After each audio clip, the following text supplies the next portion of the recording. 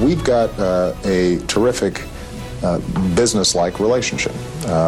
He is very blunt with me about his views on issues, and I'm very blunt with him. Barack, it's a great pleasure for me to host you here in Jerusalem. I want to express a special thanks to Sarah, as well as your two sons. I did inform the Prime Minister that they are very good-looking young men who clearly got their looks from their mother. Well, I could say the same of your daughters.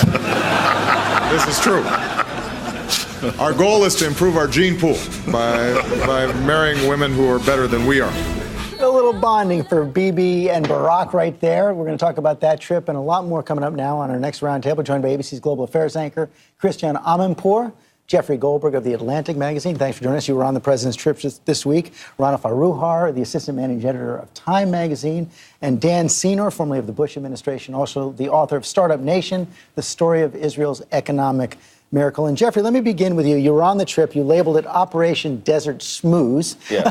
Now, the White House made pretty clear from the start that people should not expect like a reignition of the peace process here. But what exactly did they want to achieve, and did they meet that goal? Well, I think they did achieve their goal. Their goal was to reintroduce the president to the Israeli people, to go over the head of the prime minister, his new best friend, if necessary, in order to create space for future negotiations. His goal with Netanyahu, I think they also probably achieved this, which is to just sort of put his arm around him. Netanyahu is in an insecure position in the Middle East, put his arm around him and say, look, I've got this Iran thing. I know you don't quite believe me, but I'm going to explain why I have this so you don't have to worry. And you certainly don't have to go off and attack Iran without me. And that was, I think they probably achieved more than they thought they would achieve when they left.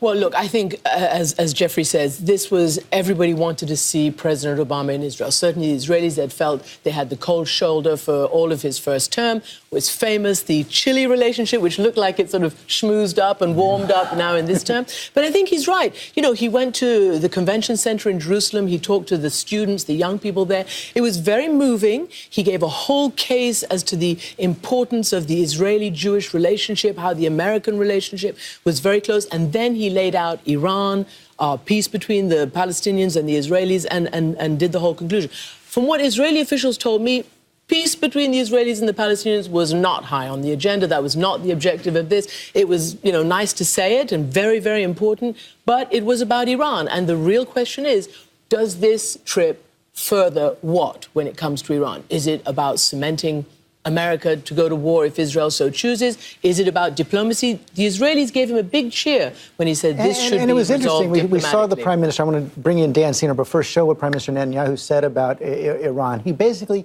extended the timeline once again before military action would be necessary. If Iran decides to go for a nuclear weapon, that is to actually manufacture the weapon, then it will take them about a year. I think that's correct. But we do have a common assessment on these schedules, on intelligence. We share that intelligence, and we don't have any argument about it. Now, that was an interesting point he made, that the United States and Israel now in sync on the intelligence. We saw Prime Minister Netanyahu at the UN last year say it was 69 months before Iran would have a bomb. Now it's another year. So he does seem to be extending the timeline a little bit. Dan Senor, is that because he believes that Barack Obama, in the end, is going to be willing to strike militarily? I think he was struck, as were many, about how strong the president's language was on Iran in Israel. So last spring at the AIPAC policy conference, President Obama said that his policy is prevention. Prevent Iran from getting a nuclear weapon, not containment. What he said in Israel is, we will do everything we need to do, and containment won't work. It's not a policy preference. It will not work. In a sense, the president was taking on his own at home, saying containing an Iran nuclear program is unworkable. And for him to say that in Israel, on the ground, standing with the Israeli prime minister, was a powerful statement. So I think it had the effect of reassuring the prime minister. And the fact that the president seems, as Jeffrey said, to have discarded, or at least seriously subordinated the Palestinian issue. He's taken the foot off the pedal on the Palestinian track. So he's telling Israel, we're not going to pressure you on the Palestinian track. We're no longer calling settlements illegitimate. We're calling them non-constructive. And we are actually going to sound tougher on Iran, is giving the prime minister the space to move Rana, to the does that president. tough talk mean that some kind of military action is inevitable in this second term for President Obama? I really don't think so. I think a lot of people will say, if not publicly, privately, that a military intervention in Iran would be really catastrophic, economically, politically. And I actually think that there are signs that it may be a better moment for diplomacy than we think. Last week was Iranian New Year, and the Supreme Leader, Ali Khamenei, for the first time since the Republic was founded, actually said that he was open to discussions. He didn't say that these were off the table, that he wanted to move forward with diplomacy, and actually lauded the president. That's taken amongst Iranians as a big sign and something really different. So I think that this is a moment, the talk has been tough on the part of the president, but this is a moment perhaps to step back and let the Iranians move forward a little bit. You agree with that? I don't. I definitely think it's preferable not to have military action. I think, though, that we've been fooled in the past by statements from the Iranian leadership. They are moving in a definite direction. One of the main worries of American military planners and Israeli planners is that they're going to use this time, the Iranians are using this time, to install faster centrifuges in fortified bunkers. And the real worry on the part of the Americans right now is that Iran will sprint toward a bomb in between these international inspections. In other words, they're going to collapse the time to the point where it would only take a month or two to actually cross the nuclear threshold. And this is the big worry. So what I hear from experts on all sides is that, you know what, they don't actually have to make the bomb. It is all about capability. And they may already be there. They may already not be far from there. The question is, will they take the decision to convert it to that? And as yet, obviously, there's no indication that they have. But the Iranians can play this out for a while like this, and so can the Americans. Some really do believe that this is the only way it's going to proceed for the next several months. Keep it on this sort of cooker, this slow-burning cooker, where you have diplomacy, you don't have the breakout to the weapon, and you see what comes up. That's Iran. The boiling point may have already been reached now on Syria, and the president was questioned while he was in Israel on why he has not yet stepped in with more military aid for the opposition yet. I think it's fair to say that the United States often finds itself in a situation where if it goes in militarily, then it's criticized for going in militarily. And if it doesn't go in militarily, then people say, why aren't you doing something militarily? My response at this stage is to make sure that what we do contributes to bringing an end to the bloodshed as quickly as possible.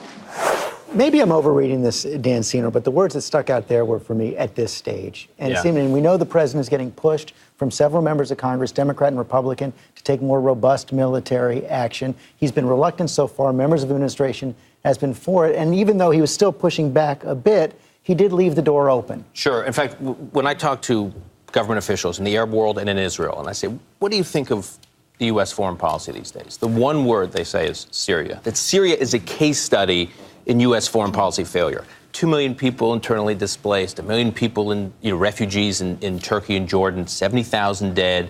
And this is a country that's allied with Tehran. So strategically, it's like embarrassing. It's embarrassing for the U.S. and it's worrisome to Israel and the Gulf Arabs. But I think one thing the president said in Israel, which was encouraging to many who want action against Syria, is when he talked about chemical weapons, he didn't just say Syria using chemical weapons is a game changer. That Syria moving chemical weapons and distributing them into the hands of terrorist groups, which is what the Israelis wanted to hear. So I actually think he is now lowering the threshold for some kind of action. And it is very interesting that because chemical weapons was, the big question this last week. Tzipi Livni, the new Israeli justice minister, said publicly that they know that chemical weapons were used. The Americans are saying no. So what does that mean about a red line and who's, determining whether they were used or whether they weren't used? And then, you've got this whole issue. I've just come back from Europe. The British and the French are going to lower the barrier and probably allow the Syrian rebels to be armed. They're further ahead than the U.S. Way ahead. So is U.S. going to be leading from behind again? On the broader point, it's so interesting. We just marked the 10th anniversary of a militant intervention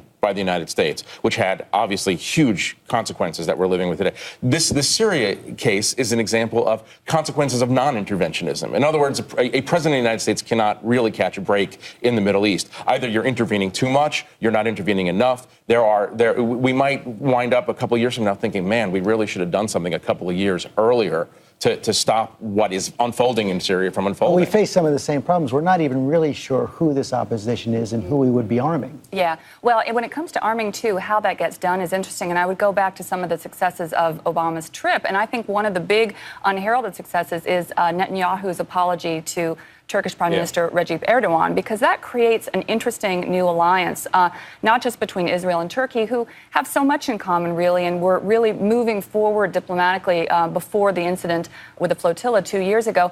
But it also creates a kind of an interesting new Sunni alliance, if you will, Egypt, Turkey, Qatar. So it could be that as these anti-Assad countries sort of ally under one banner, that gives the Syria... But I also think she's right on that. The Israelis, the Turks, all of those are very concerned about this. But I also think we don't know who the opposition is a bit of a straw man. Because, totally yes, agree. there are bad actors. We can also shape that. We can shape the opposition to a certain degree. And the fact of not being there means we have no equity, no investment, no shaping, no nothing. We don't really know them.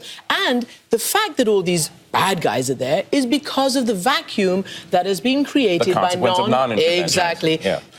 No, you make an excellent point. And I think Netanyahu is not the kind of guy, you know this, who's apt to apologize, go around apologizing. Yeah, I was surprised he did. Yeah. He's not a big... vital alliance. No, because he realized that Israel and Turkey have a common dire problem, the threat of Syrian chemical weapons. Absolutely. And he had to swallow his pride and say, I'm going to work with this guy on this. Maybe he wanted to be, brought down off the ledge. We only have a couple minutes left. Rana, I want to bring in your economic expert here and talk for just a minute about Cyprus. I think the idea that tiny nation could set off shockwaves throughout the entire global economy and affect our stock markets is kind of amazing to a lot of people. On the other hand, when you hear that one of the things they're considering is actually taxing everyone's bank account, I think that sends a shudder of fear through everyone with a bank account. I think it does. I mean, if you look at the size of Cyprus, it's tiny. It has an economy about the size of Vermont. So it's 0.2% of the Eurozone. But what it underscores is the fact that years on into the European debt crisis, there's still no common way to resolve a country that's going into sovereign collapse, to get a banking system out of bankruptcy. Europeans don't know when these things happen what will happen. And as you say, the first proposition in Cyprus actually would have included a one-time tax, essentially taking depositors' money. Mom and pop folks in Cyprus could lose their money. That's now presumably off the table, and it looks like the Cypriots are going to be trying to hit some of the Russian offshore money that's in Cyprus. But the bottom line is that if you live in another beleaguered country in Europe with bad public finances like Spain or Italy, you might well be thinking about going to the bank and taking your money out. I would think that's probably right. Yeah, the former chairman of Cyprus's central bank said that just the fact that the EU, the ECB, was floating this idea and the authorities in Cyprus were floating this idea means this is the beginning of the end of the euro, that if people have no confidence that they can deposit their funds in a bank and not get whacked, not get a haircut when there's some sort of crisis, it creates insecurity. Real quickly, though, another deadline tonight for a possible agreement. Do you think we will see real reactions in our own financial markets this week? I think that if there's no deal tonight, and if there's the beginnings of a disorderly collapse and exit from the euro on Monday, absolutely. If there is an agreement and it looks like there's a timeline for Cyprus to work this problem out where it doesn't cause social instability in that country, then I think we'll be okay. And nobody knows yet. We will all be watching. Thank you all for a terrific roundtable.